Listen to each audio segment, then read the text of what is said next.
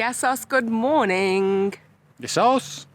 We spent a beautiful couple of days in Kokini by the lake. Kokini, yeah. Lake Kokini, and just taking care of business. Yeah. It's the end of term 3, back at home, so doing a lot of tutoring. We did some editing and unwinding and read a book. Stunning. But now we are in Thessaloniki. Because we're in Greece, and the history, dates back to Greek mythology. Consider this the first in a 27-part series about Grecian history. Kidding! No, we're just going to focus on some fun facts that we've discovered since being here. The first of which is that we're in the Macedonian region here in northern Greece. The interesting part that I found out is that in northern Greece, it's actually the region of Macedonia. So during the Balkan Wars, this territory became a part of Greece. So it's Macedonia, which is probably why they call North Macedonia, the country, North Macedonia, because southern Macedonia is a part of Greece. It is also why my beautiful sister-in-law, Marika Kosmanis Murphy, be like, yeah, I'm Greek. And then she was like, I'm actually Macedonian. It's because she's from this area. So northern Greece, Macedonia, stunning. And the other part is that this was like a shared capital to the Byzantine Empire, which we have talked a little bit about when we were in Split, how Diocletian split the Roman Empire into the Western and Eastern Empire. And the Byzantine Empire lasted for 1,000 years and the Western Roman Empire collapsed. And Thessaloniki was like a sister city to Constantinople for that time. So there's lots of Byzantine history here, which we're going to go have a look at a museum today. Oh, hello. Hello. We're here in Thessaloniki, which is the second biggest city in Greece. It was founded in 315 BC by Cassander, and he named it after his wife, Thessaloniki. We know what we're talking about. She was actually the sister of Alexander the Great, who we'll get to see later today down on the waterfront. Where specifically we are right now is the Heptapyrgion Fortress, right at the top of Thessaloniki. It's an Ottoman and Byzantine era fortress, and despite its name, which in both languages means tower, fortress of 7 towers, there's actually 10 towers here. A little interesting factoid. And great views of the city. Great views of the city.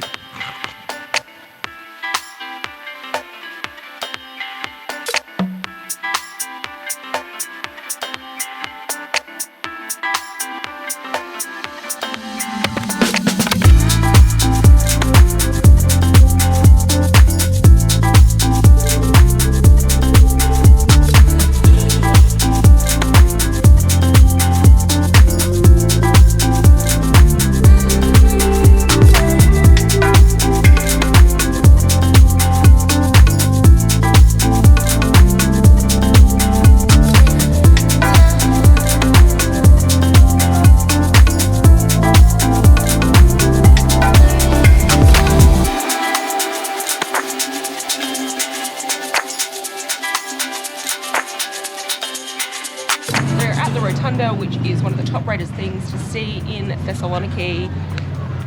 It's beautiful, it's big, it's round, it's rotund, but it also is a marker of the varying powers who, I suppose, rule this area.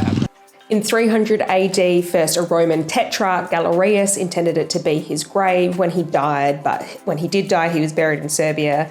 Then Constantine, the Byzantine emperor, came through and converted it to an Orthodox church. Then when the Ottomans came through, they converted it to a mosque. Then in 1912, the Greeks reclaimed Thessaloniki and they converted it back to an Orthodox church before an earthquake hits in the 1970s, where it's then become a sculpture museum. So we're here at the Arch of Galerius, 4th century AD construction.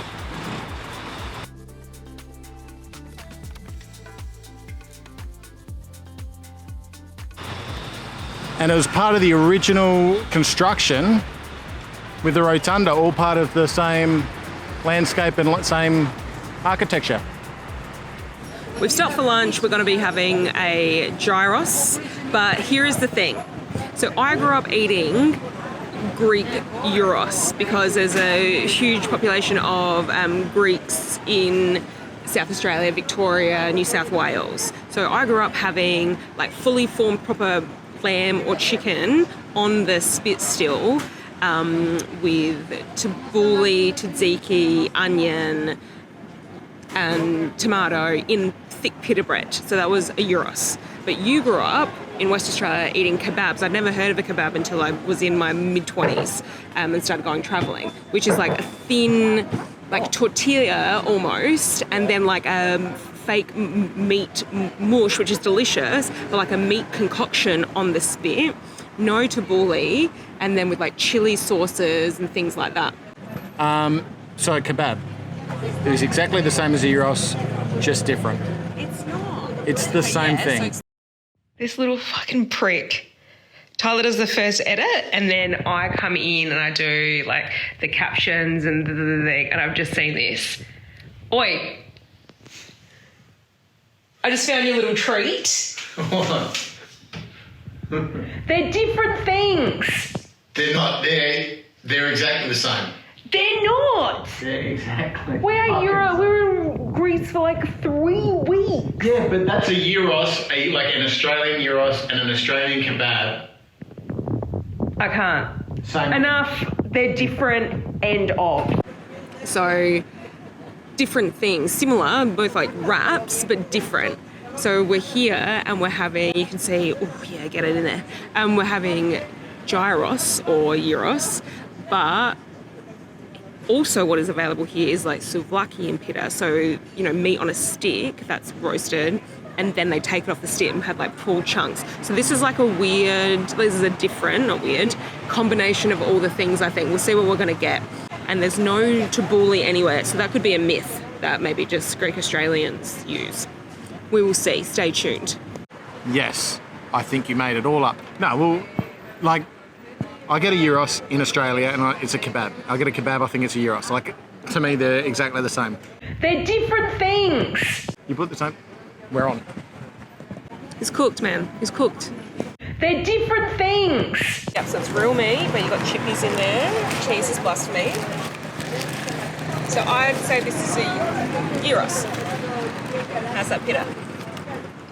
Yeah, thick. Yeah, thick. Crispy. Yeah, this is a gyros. Thick, corny. Yeah. There's like these barbecue flavours that are running through it. Just delicious, like heaps of like, just flavouring, perfectly balanced. Love it. Get it in, yeah. Yeah.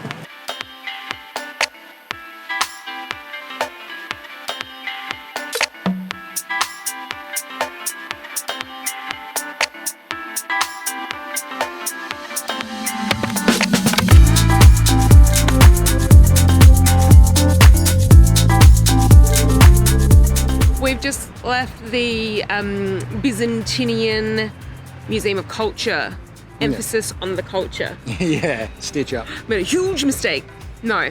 So I was expecting a history museum, and this is a culture museum, which was focused more on just life in the Byzantine Empire for 1,000 years. So just looking at churches and paintings and artworks in their dwellings and bowls and rings and coins and that kind of stuff, which is good. But I want to know more because there's lots of like holes, gaps in my knowledge about the Byzantine Empire because I'm a modern history teacher.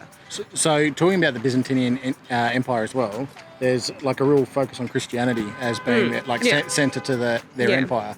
And what I really found interesting here is like the foundational Christianity and iconoclasm that they went through in like the early centuries, where they sort of started destroying like icons of Christianity. But I sort of think back to what they were talking about in there and how they're sort of fumbling their way through like the creation of this religion, Christianity, and sort of how it relates to what we sort of see today. You know, like in our modern life, Scientology has been created, and the way we look at Scientology now is a bit, I don't know, like we see it as a bit of a, like I see it as a bit of a joke. I'll talk about myself specifically, and I wonder how the pagans of the time would have thought of Christianity as it was uprising through the period there. Yeah. Interesting. I'm just a froth dog for like the whole picture. I want to know, you know, like the big six you know, there's always a song. What I keep 6 honest serving men. They taught me all I knew, their names, what and why and when and where and how and who. Yeah, those 6. Good thing the reef knot is a pretty simple knot, or we'd be in a little bit of trouble.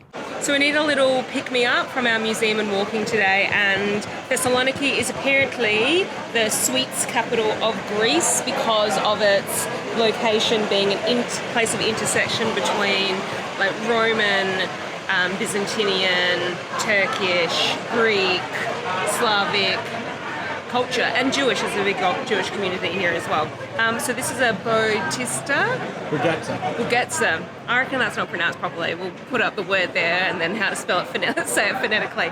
But it's a croissant with cream in it, and then Tyler opted to get a Ferrero topping.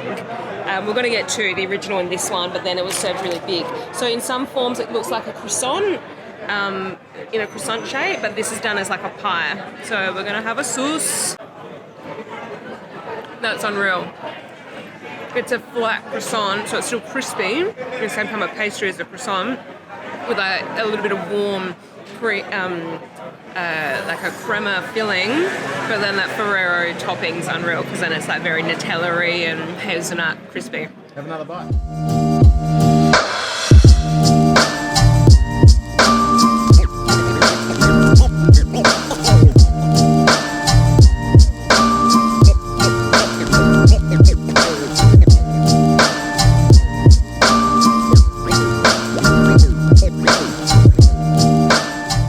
Welcome to our last stop here in Thessaloniki. This is the White Tower.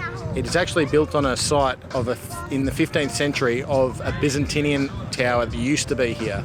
It's gone by many names, but at one time it was called the Blood Tower because in the 19th century this is where long-term convicts were executed. Let's go check it out.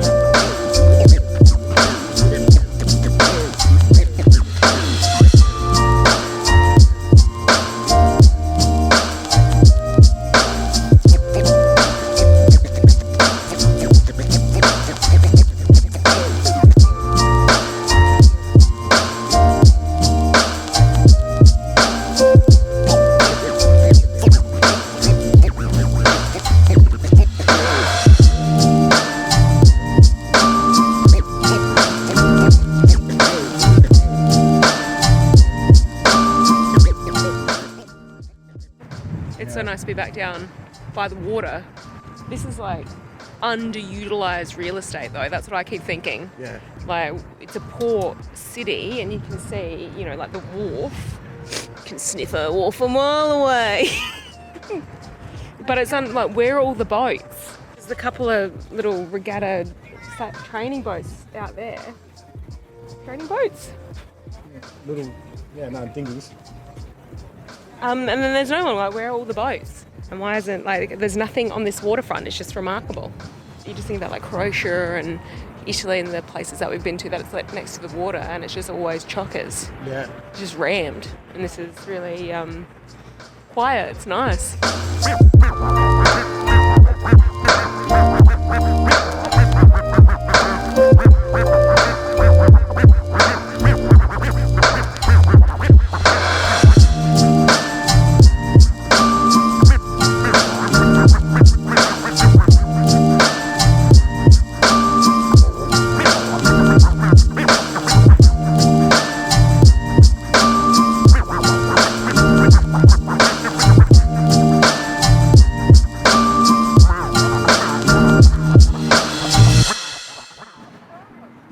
And that's it for our time in Thessaloniki. Join us next week as we head to Meteor and check out some cool monasteries and some pretty cool locations. Hit that like button, hit the subscribe button, leave a comment below and let us know what you're all about.